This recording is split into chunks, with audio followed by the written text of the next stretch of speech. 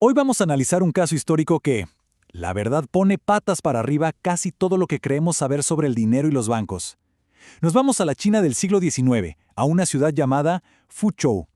¿Qué pasó allí? Pues por más de 100 años funcionó un sistema bancario completamente libre. Es decir, sin ningún tipo de regulación del gobierno, absolutamente nada. Pensemos en esto por un segundo. La idea, así de entrada, suena como una receta para el desastre total, ¿no? Lo primero que se nos viene a la cabeza es una locura de gente imprimiendo billetes sin parar, una hiperinflación que se va a las nubes y ¡puf!, el colapso de la economía. Pero ¿qué tal si la historia real fuera, bueno, completamente diferente? Claro, lo lógico sería esperar un caos absoluto. Pero la realidad en Fuzhou fue todo lo contrario, y esto es lo increíble. Lo que hubo fue orden, estabilidad. Los billetes de los bancos privados se volvieron la moneda que todo mundo quería usar, y la economía local, lejos de colapsar, floreció.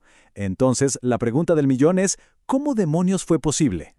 Miren, este sistema no nació en la cabeza de un economista ni nada por el estilo. Surgió por un problema muy práctico. Y de hecho, muy pesado, literalmente. El gobierno chino de esa época no emitía billetes. Solo acuñaba monedas de cobre, que se conocían como cash.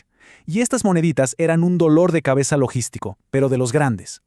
Para que nos hagamos una idea de la magnitud del problema, hay una cita de la época que es brutal. Dice, se necesitaba una carreta de mulas para mover sumas superiores a 10,000 cash.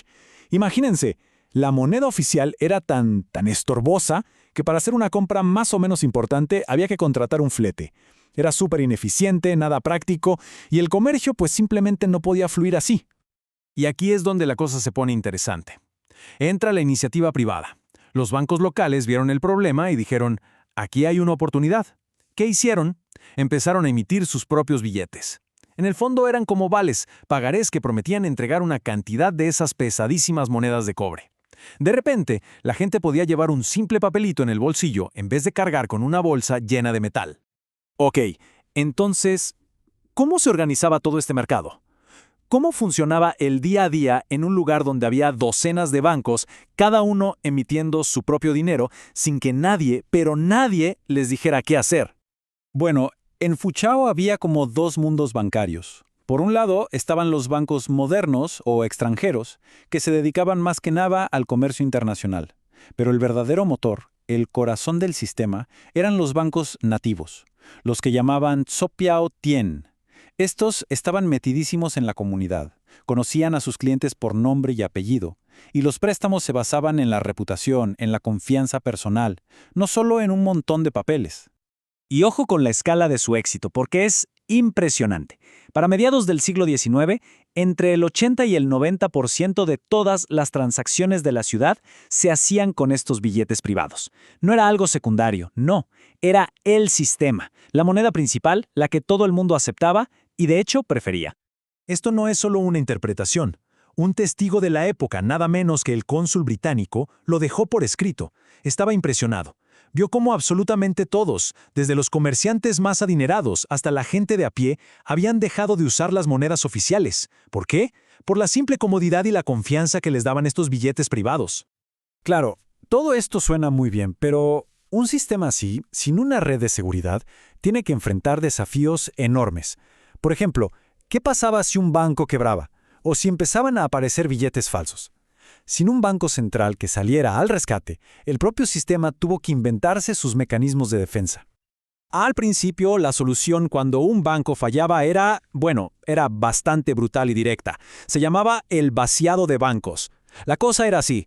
Si un banco no podía pagar sus billetes, los clientes tenían derecho a entrar por la fuerza y llevarse, literalmente, todo. Los muebles, las vigas del techo, lo que encontraran. Era una especie de responsabilidad ilimitada, pero a lo bestia, y claro, muchas veces terminaba en disturbios. Pero lo interesante es ver cómo el sistema fue aprendiendo y evolucionando. Pasó de ese caos inicial del vaciado de bancos a métodos mucho más sofisticados. Primero, las autoridades locales intervinieron para parar la violencia. Después, los mismos bancos crearon costumbres como el huoqi, que era una promesa pública para pagar todas las deudas de forma ordenada. Y finalmente, llegaron a formar una asociación que funcionaba como un fondo de seguro privado, donde todos juntos absorbían las pérdidas si uno de ellos quebraba. Y para el problema de la falsificación, las soluciones fueron igual de ingeniosas. Tenían, por ejemplo, el sistema de la tira de prueba. Era una idea brillante. Al emitir un billete, le cortaban un pedacito del borde con un patrón único y lo guardaban en el banco. Si alguien dudaba de un billete, solo tenían que ir al banco y ver si el pedacito coincidía. Simple y efectivo. Y hay una anécdota buenísima. Había un falsificador tan bueno que no podían atraparlo. Así que, ¿qué hicieron los banqueros? Lo contrataron. Lo convirtieron en su experto para detectar las falsificaciones de otros. Increíble. Así que tenemos un sistema que por más de un siglo funcionó, se fue adaptando y sobrevivió a sus propias crisis. No se cayó por problemas internos, que es lo que uno esperaría. No, el fin vino de afuera.